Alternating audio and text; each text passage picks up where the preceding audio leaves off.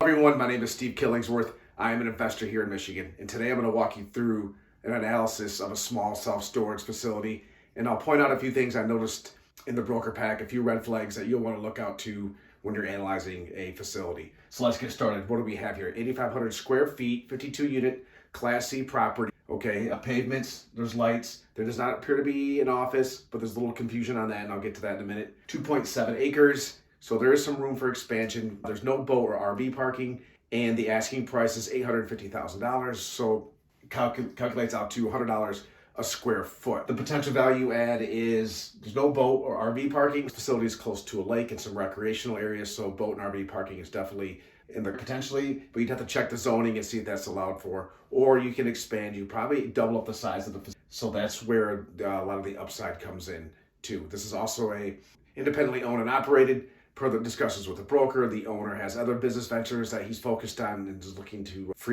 get this property off his hands. So let's take a look, and let's start with a little more about the property, where it's located. Can't get into too many specifics, but it is near a vacation town, near lakes. So here's the overall unit mix.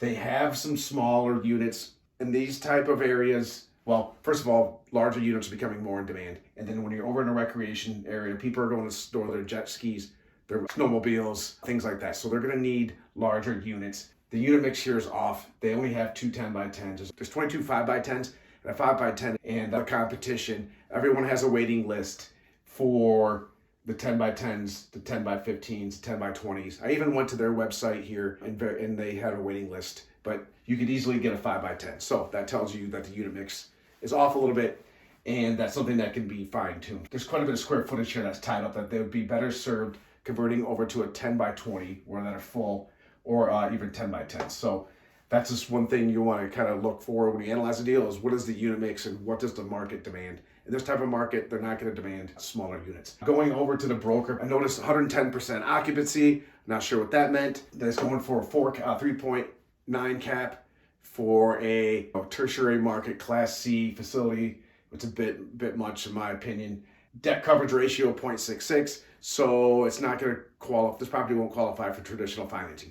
I find it interesting though that the broker did take the time to break a financing scenario where you put 30% down, but the bank is not going to finance something with a debt coverage ratio of 0.66. So I'm not quite sure why that was in there. Another thing I noted in the broker pack, they give you a breakdown of expenses. There was no expenses for repairs and maintenance, no expenses for a website, even though there is a website, nothing for administration, advertising. I noted the insurance premium was $328. I'm not sure how that's quite possible to have an insurance policy on a facility, a commercial property, for $328, unless it's under a master policy, something along those lines. So that kind of stuck out.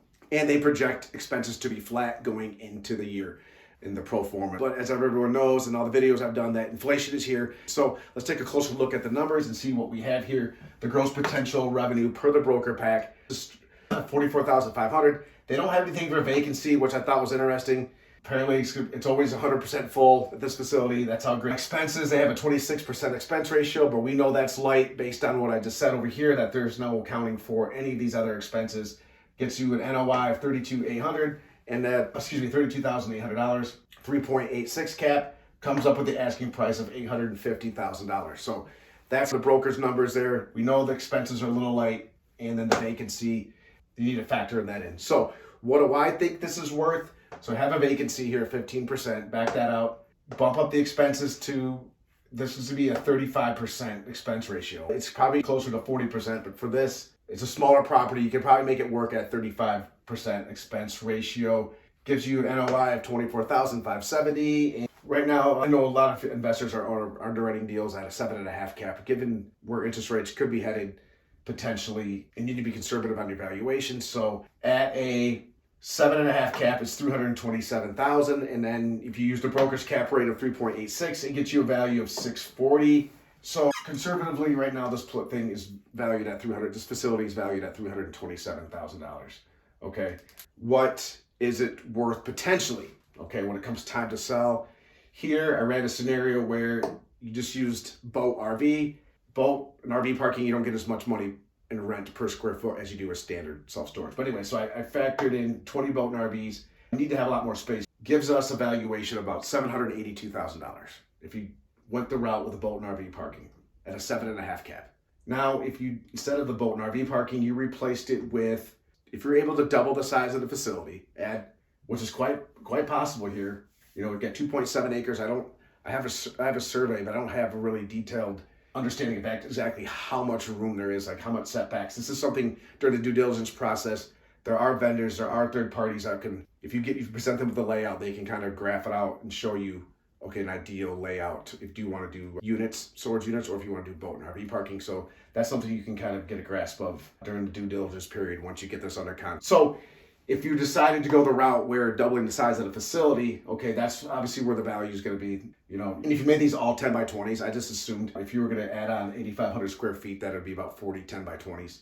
Okay, that's what's going to be in demand in this market. There's only 2 of them here, or do some 10 by 10s either, probably maybe a mix of both, depending what the market wanted. So you can come down here and get a valuation about 1.3 million. It's not a bad deal. I'm going to make an offer on this, but the problem is it's not going to qualify for traditional financing, so I'm going to have to come up with some sort of seller financing. We'll talk to you next time. Go Blue.